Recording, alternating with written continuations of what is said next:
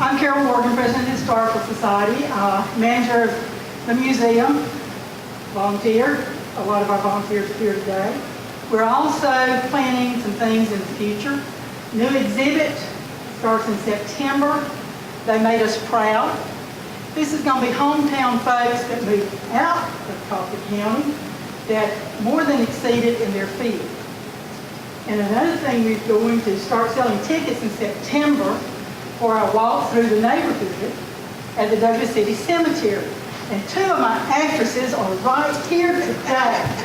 If you have not been to one of our walks, you need to go, because you will laugh till you hurt. Because it's a fun thing. Historical and fun. And folks, well, three of them. Yeah, three of them.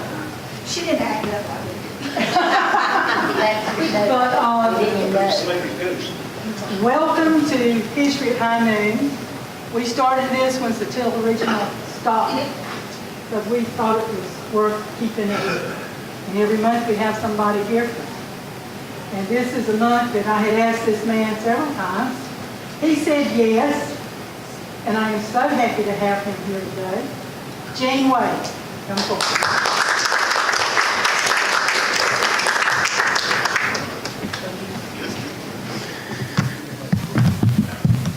You know, people have told me, older people, and my granddad always told me, listen to older folks because you may use the information one day, but they talk about things, you know, coming back that you think about never will happen. As a young child, I ran around this building. My granddaddy was the agent for Georgia and Florida Railroad. His office was right up here in the front. And as a little 5 or 6 year old kid, this was the warehouse part. And I was telling her that they would deliver candy to grocery stores, and I think there was an Alfred Dorman company here, and sometimes they'd break the bag and the candy would slip out. We'd run back and get us some of that candy and stuff like that. But right across the way here where the drugstore is was a place called Henley's Cafe. And they had Henley hamburgers, which were world famous, and a 13-ounce Coca-Cola on glass that had ice in it. And people would come here on passenger trains and they'd want to get out and go get a Henley Coke and a Henley hamburger. And right down the road was a railroad shop where they worked on the steam engines, and out, I don't know if many of you know where the Shot Pond is, but they would stop there and get water for the steam engines. They had a big tower out there. So it brings back a lot of memories. But back in the 1940s, Governor Ed Rivers was governor of Georgia, and he and his family got interested in radio, and they started putting radio stations all over the state of Georgia. And back in those days, there wasn't many radio stations. WSB in Atlanta, which is one of the oldest, strongest radio stations in the world, was on the air, but not many elsewhere were on the air. And the Rivers family particularly loved South Georgia. And they got a desire to put one in about every community they could get. And believe it or not, the FCC, which is the Federal Communications Commission, which governs radio and television in Washington, had rules back in those days that only 5 radio stations could be owned by one person. Today that rule has been changed, but 5, and they ran out of children, they ran out of daughters and sons and granddaughters and grandsons, so they started expanding to a lot of other relatives who were, quote, relatives. And a gentleman from Homerville, Georgia, by the name of Downing Musgrove, he became involved with the Rivers family, marrying into it, and they asked Downing to apply for a license for Douglas, Georgia. And Downing did, and the FCC, by the way, granted the permit to build a 1,000-watt daytime radio station, 250-foot tower out on the Nichols Road. And the tower, by the way, is still there to this day. I'm still wondering how it stood up all these many years. But 860 was the dial number, AM radio. And the Rivers family kind of stepped in and asked the FCC to give them the call letters WDMG. And W is for every radio station in the eastern part of the United States. If you cross the Mississippi River, it becomes KDMG or KSFA, whatever it is. But W is just every station has a W in it. But think about it for a second. DMG, Downing Musgrove. That's where DMG came from. And Downing was a great guy. Later became involved in the Department of Transportation and headed it for years and years and years, even though he lived down in Homerville, Georgia. And he's got a grandson that owns a drugstore in Blackshear, Georgia. He played football at Georgia, Fred Barber. And his senior year playing football, they realized something was wrong with him, and they x-rayed him, and he only had one kidney. But he continued to play, and guess who else was on that team? Sonny Perdue, who was later governor of Georgia, who was a veterinarian from up around Warner Robins. But the world's kind of small, you might say.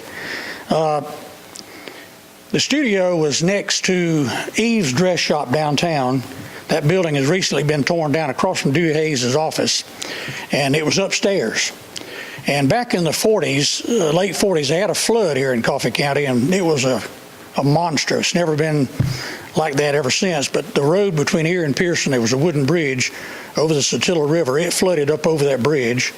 The bridge out by the state park, the 17-Mile Creek, there's pictures in the Douglas Enterprise. You can go back and look. You could only see the sign that said to wait on the bridge. The bridge was covered up by water. And that day, the radio station burned. Lightning hit the radio, and it burned. And they later moved it out on Ward Street. There was a house out there that contained a piano sales company.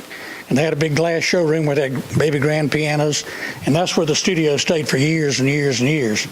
And ironically, that day I remember, because of my granddaddy being on the railroad trestle didn't flood, but it almost did.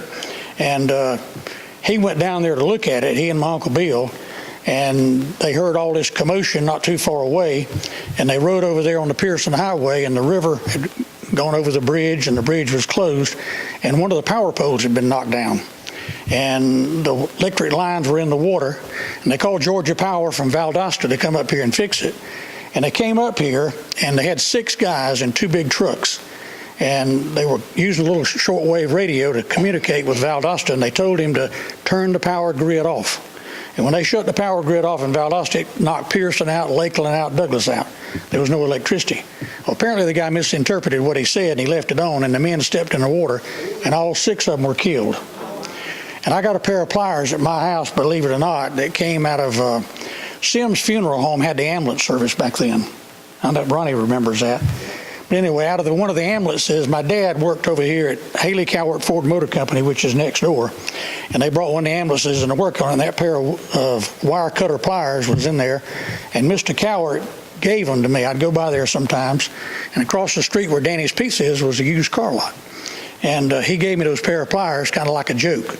But WDMG continued to function as a daytime radio station, and it became quite successful, you might say. The signal went out for miles and miles and miles, and several years later, Brody Timms was brought in by the Rivers family. He married one of the Rivers daughters to make, he was the new general manager and I guess the new owner, because Mr. Musgrove wanted to get out and devote his time to the Georgia Highway Department. But it was a huge success, and AM signal, I don't know if you know it or not, but it follows the landscape.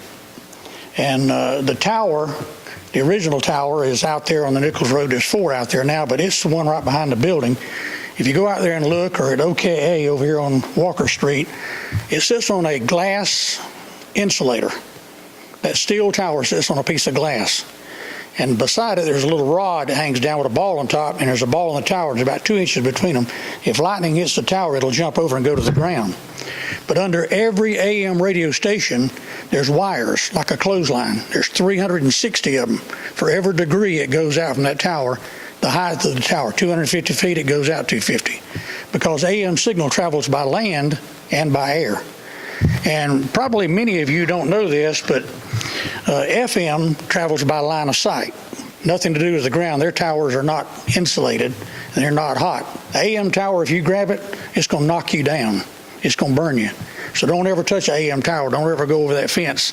They've got, they're highly, highly shockable. In fact, my wife said that's what's wrong with me today. You know, I got shocked so much. So anyway, AM radio and FM radio is what they put together to make television. AM radio is the picture. And some of you in this room, I recognize, know what I'm talking about. In the days of black and white television, you saw a lot of snow. The signal gets weak, snow. That's static. That's the same thing when you're driving way off from Douglas and you're on AM, it gets staticky the further you get out. FM sound on television is like an FM radio station. It's clear as a bell. So AM and FM radio makes television, and probably they're going to change that, what I'm hearing, in the coming future because of all this Wi-Fi stuff. But it's amazing how they put those two things together and made television several years ago. Well, later on, as I mentioned, Brody Timms came to town. He owned radio stations in Tifton, Tallahassee, Key West, Florida, up in Tennessee, all over, plus the one here in Douglas. And he wanted to increase the power of WDMG. In fact, he applied to the FCC to go 5,000 watts daytime and nighttime.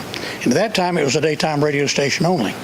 But it was a very complicated move because 860 frequency in the country of Canada and in Cuba is clear channel.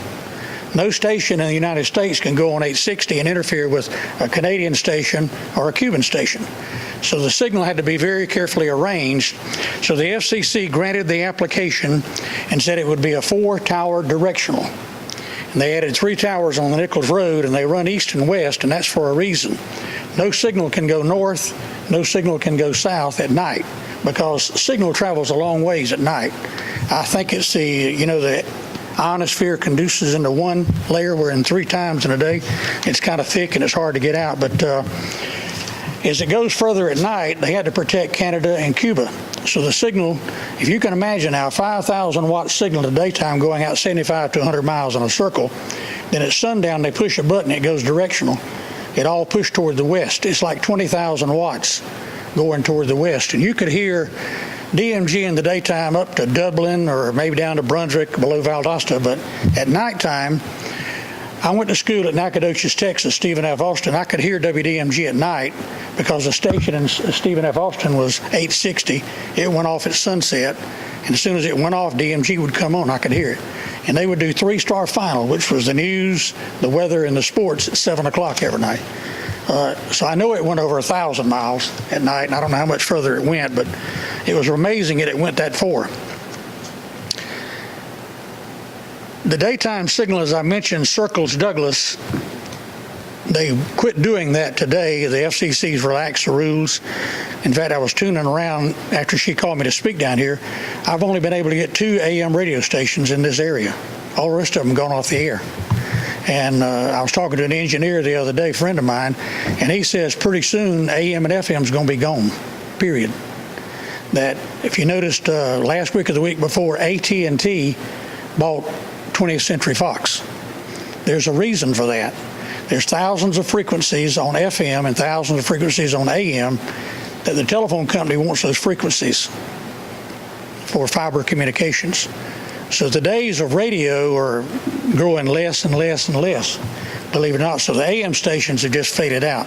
A lot of the FM stations are still here, but there are not a lot of them on real good solid ground right now. If it wasn't for probably some syndicated radio shows, some of those FM stations would be closed up. As I mentioned, the north-south signal being condensed at night to one signal, it went out pretty good distance, and a young man was hired at WDMG that came from WSB in Atlanta named Roy Jones. And Roy had a tremendous voice and was very, very intelligent, and like me, loved radio. And Roy invented a program called the Southern Serenade. And there's never been a program like it. There never will be another one, I don't think. I've been trying to get John Hicks to find some of those old tapes and play them. But it came on right at sundown every day, and it played the most beautiful music you've ever heard. People would sit on their lawn chairs or lie in the grass or swim in the pool and listen to the radio at sunset.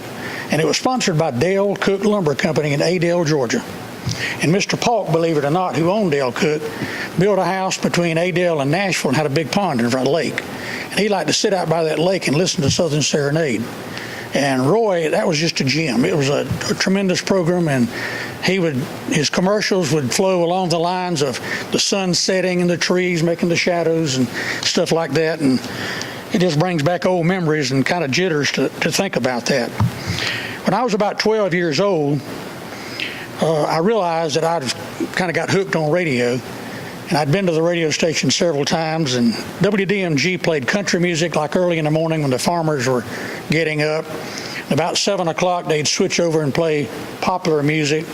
About 10 o'clock, they'd start playing the orchestras, and I call it surround sound for the ladies who were doing housework.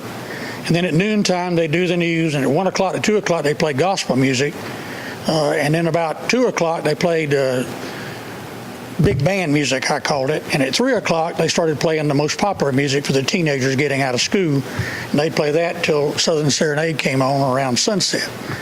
And then they ran all kinds of music from big band, rock and roll, gospel, country, you name it, they played it. It was just, you don't hear that today because stations kind of specialize in one area for the select audience. But I had a neighbor when I was growing up, lived 2 houses up. His name was Leo Broom. He worked at WDMG, and he would take me to the radio station and show me the workings of it and how they did it, and I could watch him talk on the radio. And he took me out to the tower and showed me the tower and the transmitter and told me all about it, and he gave me radio books. And one of them was called a Chicago Digest, and it had radio parts you could buy. And I got interested in maybe building my own radio, and Roy Moore, who many of you may know, he's a kind of famous painter. His dad was John R. Moore that started Moore Painting. Roy was my next door neighbor, and Jerry Lott, Jerry's daddy was Gerald Lott. He kind of became famous. He had a building where Eve's Dress Shop is today that was Jitney Jungle. It was a food store, kind of like Piggly Wiggly and Harvey's. And later on, he built a restaurant out on the north side of town at the corner of Peterson and Walker Street called the Plantation Restaurant. And it was kind of a high-class restaurant for Douglas, Georgia back in those days. But Roy, Jerry, and I got together, and we pooled our money. And I sold newspapers to Dismuke Fish Market. I sold coat hangers to Roger Johnson's Dry Cleaners. And we raised money just doing mowing yards, picking up trash. And we started buying radio equipment. And Leo Broom taught me how to build my own little radio station. And it was a 10-watt AM station that we put together. And we more or less waited for DMG to go off the air at sundown when they were daytime. And as soon as they went off, we turned on. And we would play music, we would do the news, take the Douglas Enterprise or the Atlanta Journal-Constitution, and Jerry was the news reader, and he would read the news, and I'd do the sports, and Roy would do the Douglas Enterprise local news. And then we'd play music, we'd interview neighborhood kids, and we got out probably a fourth of Douglas, and we'd stay on 2 or 3 hours every night. And I might say we became kind of popular, but we named the station WMLD, Wade, Moore, Lott, Douglas. And it was kind of unique in a way, and we had a lot of fun with it. We played 78 RPMs. Those are the big records with a little tiny hole in the middle, one song on a record. 45 RPMs, a little record with a big hole in the middle, and then 33 and a third albums. And Mr. Lott collected 33 and a third. He gave us a lot of the albums. Maxine Moore, who's Roy's mama, ran the rec department. And Dowling Furniture Company, which was, I think, where the BG and Bank is downtown, they just sold that building the other day. There was a whole line of stuff. I think B.C. Moore's and Belk's was there at one time, but Dowling Furniture, Hibernia's Dress Shop, they sold records in Dowling Furniture Company. And Mr. Lott would buy them, or Maxine would buy them and donate them to us. And we'd play that kind of music at night and just have the most fun in the world doing that. As I mentioned, we covered about a fourth of Douglas. And for some of you, you may remember, we had a drive-in restaurant on the south end of town called the I Like It. It was owned by the Mills family. And it was a popular place. And on top of the restaurant, flat roof, he built a little booth. And we would broadcast out there, particularly on Sunday afternoon, and you'd drive up, and the curb hop would go out and take your order, and you'd say, I want to hear Elvis Presley sing, his song or something like that, and I want to donate it to my girlfriend. And they'd bring the little ticket to us, and we'd say that on the PA system and on the radio. Later on, they built a restaurant on the north end of town where the Plantation restaurant is a used car lot now, the Lott's on, called the You Name It.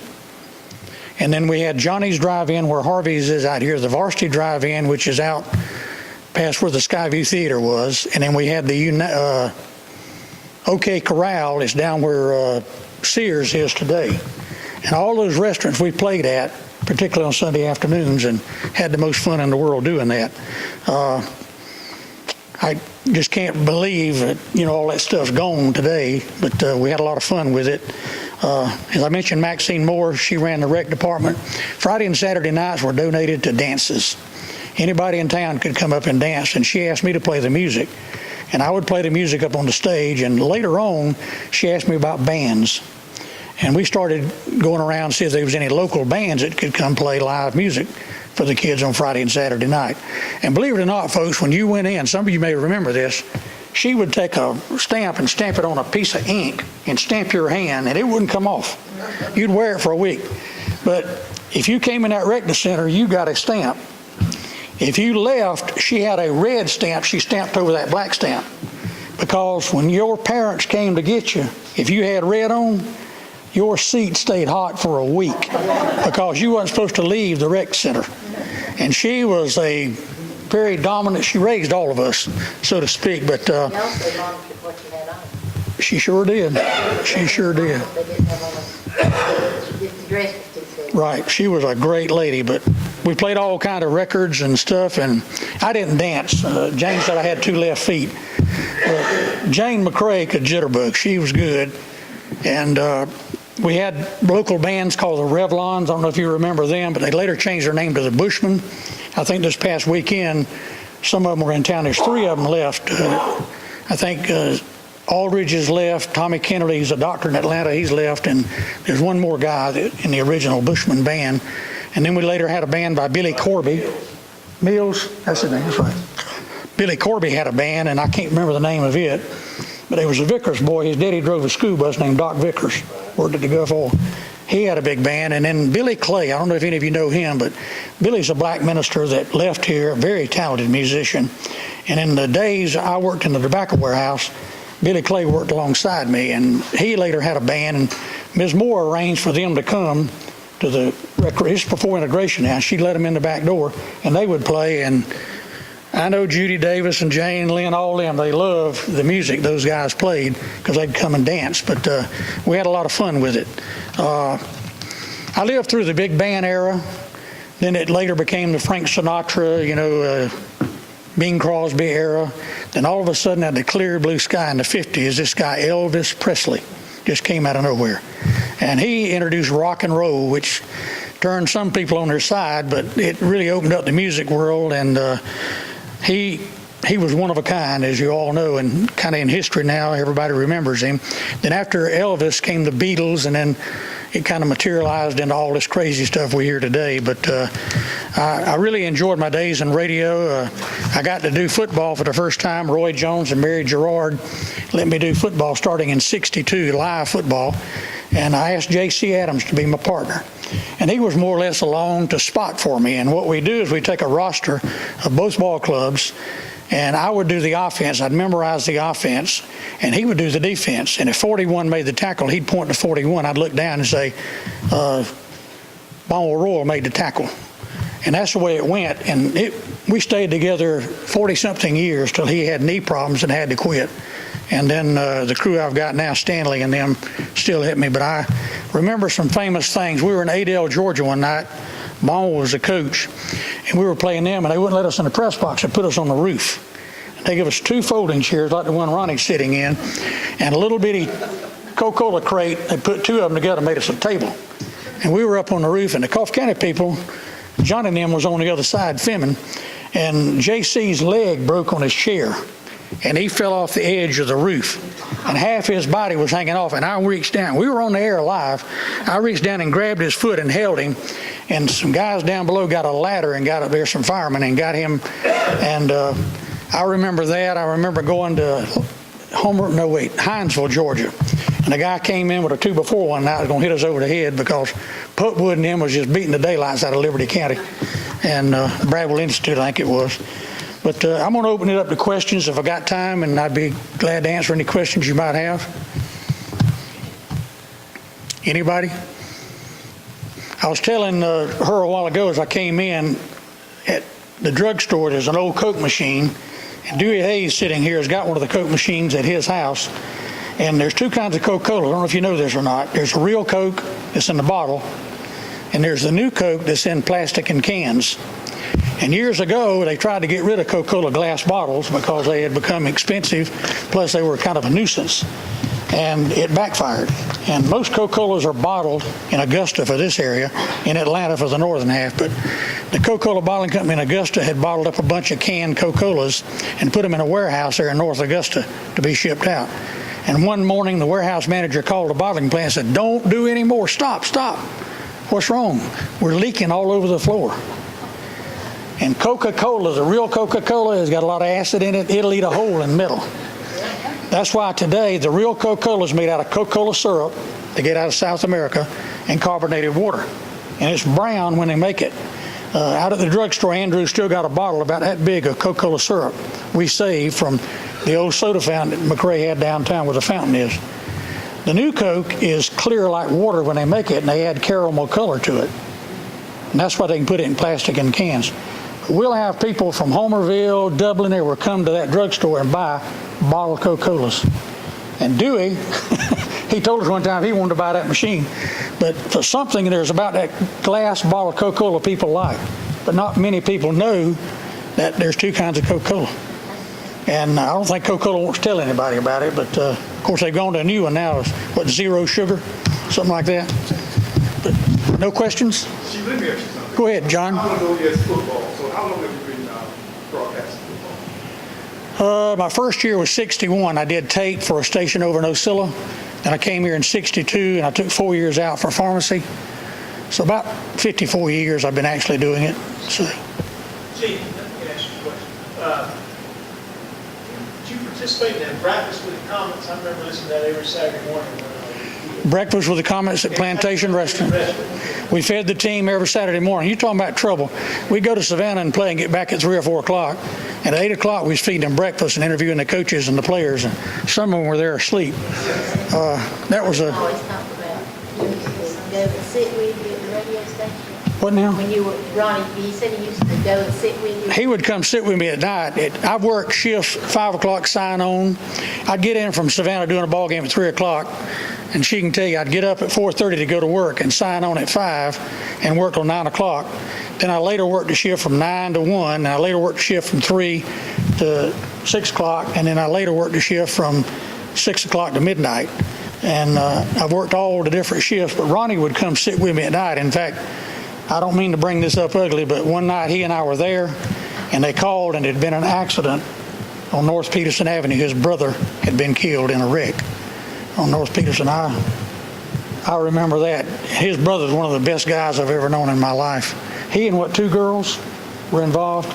Yeah. There was a truck that hauls these cars, and it parked on the side of the road. And One of them was Joe Day's sister. yeah, Joe Day's sister was one of them. Passed away Right. 7, 8 months ago. Yeah.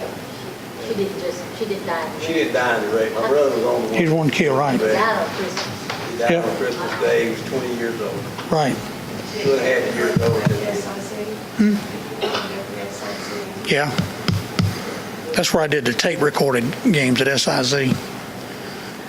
There was an old station here called SIZ that a guy from Florida built, and he later sold it to Mr. Timms, and they put it off the air, and it came back later, and years later as OKA.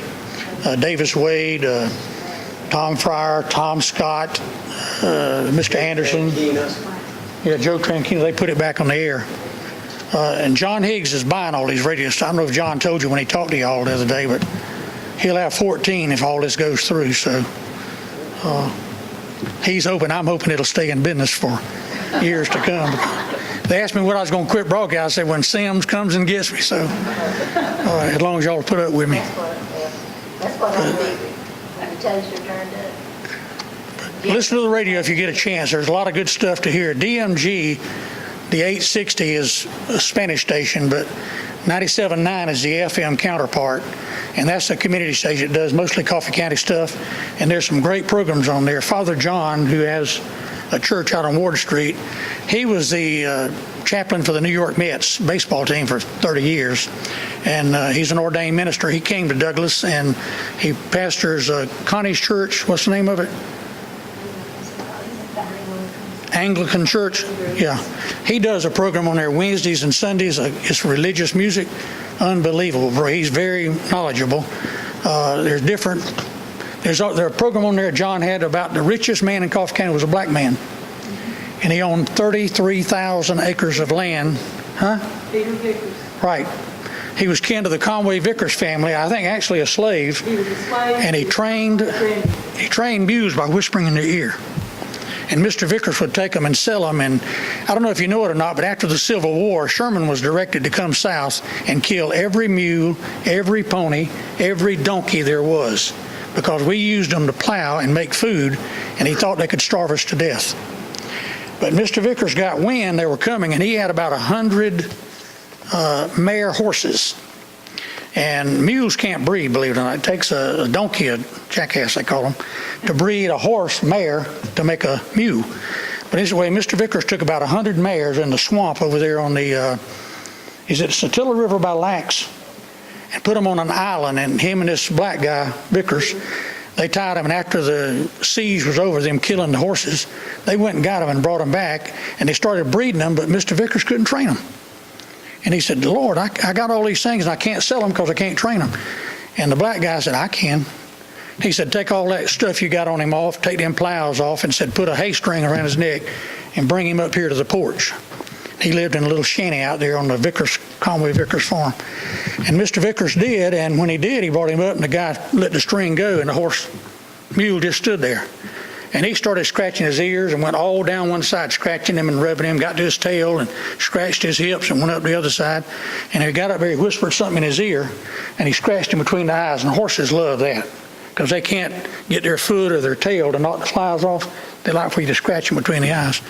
And he did, and he told Mr. Vickers, said, hook him up, plow him.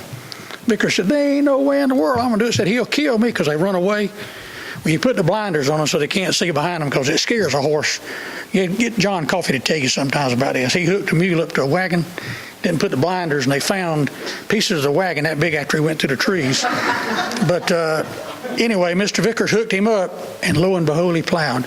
And the black guy says, by the way, if you want him to go left or right, say gee or haw. And Mr. Vickers did, and he went left and right when he told him.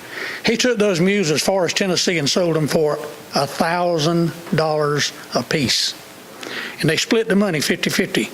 And Mr. Conway Vickers says, I guess it's his great-great-granddaddy bought land, and the black guy bought land too, and he had 33,000 acres at one time in Coffee County. All this is chronicled in the Savannah Morning News, I believe. But anyway, long story short, 3 of his family members, the Newkirks, the Gooden, Gooden, Demp Gooden, they're still living. And where the peanut mill is, Premium Peanuts, Cato Grady, that's part of the family. A lot of the other children, grandchildren sold the land off, but those 3 families still own their original land. And it's an amazing story to me. What was his name, Peter? Peter Vickers. Peter, his name was Peter, didn't have a last name, and they gave him Vickers. Yeah. He was the richest man in the state of Georgia when he died. He had a big obituary in the Macon paper and all that. There's no mention at all in Coffee County. Never. He lived here when he died? He lived here. Live right here in Douglas. He was instrumental. He owned the railroad stock when they put the railroad through Coffee County.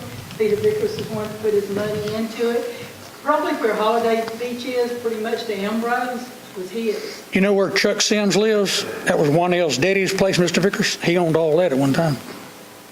Did you say he had family because the Goodens and all those?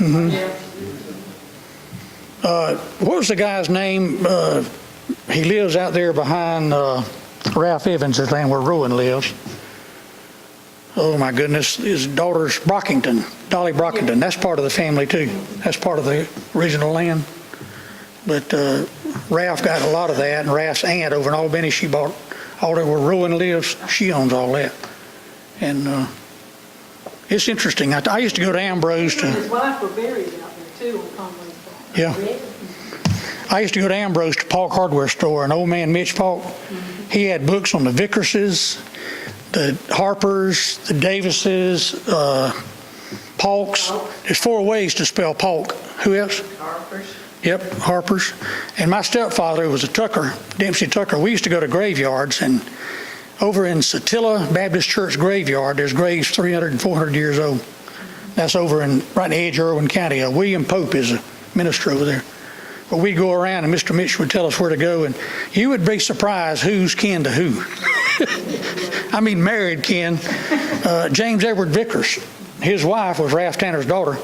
They were 4th cousins. It's in that book. Yeah, all in that book. So, Let me ask you a question, getting off of that subject. If you remember, and I think the guy that you mentioned a while ago, was it Clay? Black guy that you mentioned? He's yes, still preaching out of them, and, Oh, he's dead. Billy Clay. Billy Clay, Billy Clay. Senior. Yeah. One rode a bicycle around town and collected cans. Is he the one that went to Augusta with James Brown to cut the record? I remember that, and James Brown made it, and he didn't.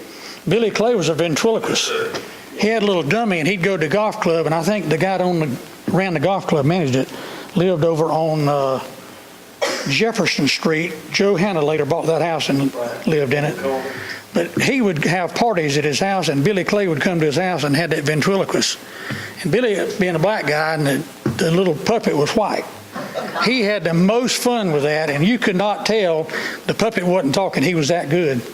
And the way I got to know him, we'd go to the golf club and wade around in that pond out there barefooted and find golf balls and sell them for a nickel up there at the window at the Douglas Golf and Country Club. I remember that. Billy Clay. Well, and a lot of people don't know this, but at one time, James Brown lived in Douglas. His aunt, Ms. Leola Fussell, Right. she worked at WDMG. He did Pupwood. Yep, And well, I think Clay did too. yep, on Cherry Billy Street. Clay worked together. Yeah. But, the story was that they went to Augusta, and, he actually, James Brown owned that place up there where he cut his record. He finally bought it. Right. And he made it big, and Billy Clay didn't, but Billy Right. Clay could sing. Yeah, Billy went to New York and played with several big bands, in New York. Mr. Trowell?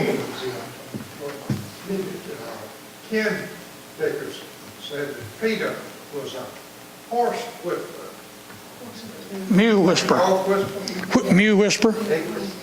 He trained mules, yeah. It's amazing. The way I got interested in it, Demp Gooden was one of my patients, had glaucoma. And he would come in, he and I get talking about history. Because I love old-timey stuff, and you can ask my wife, I don't throw nothing away. I got a shed full of old stuff. I learned that from Bobby Underwood, every man's trash is another man's treasure.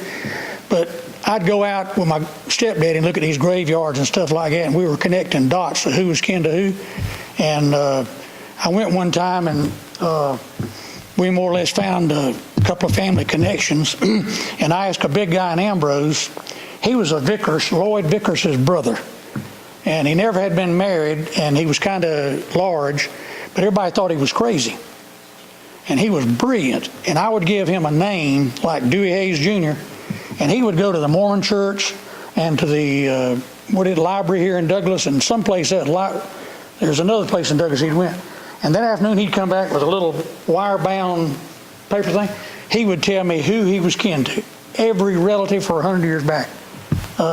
Wasn't his name Jerry too? Jerry Vickers.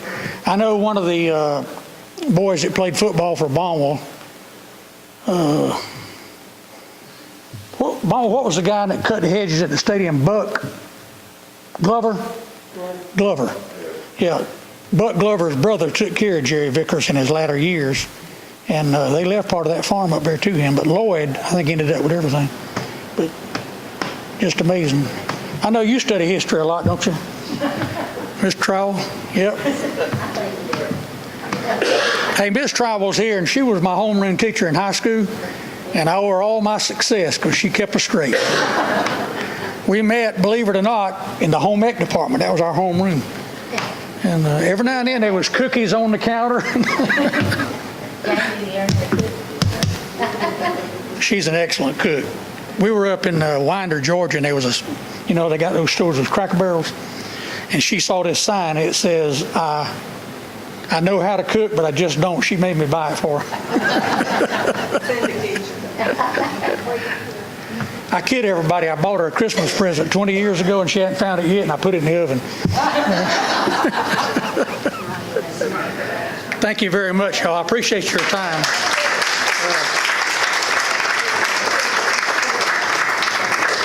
We all love you. Thank you. Or I just- Thank you so much for coming today. today. I have learned so much more about this railroad depot than I ever thought I would know. I encourage everybody to come back and do this again. And I want Gene to write down all these things he knows. We meet the fourth Wednesday of the month, except for November and December. We meet the fourth Wednesday of the month. And it's somebody different every time, just to give us some variety. We always have a little something to eat. You know, you have two people get together, you gotta have food. But thank y'all for coming. Feel free to socialize and leave. Thank y'all very much. That was great. Very well. I enjoyed that. Thank you. Sure, that was about, that was really Yeah. nice. That was-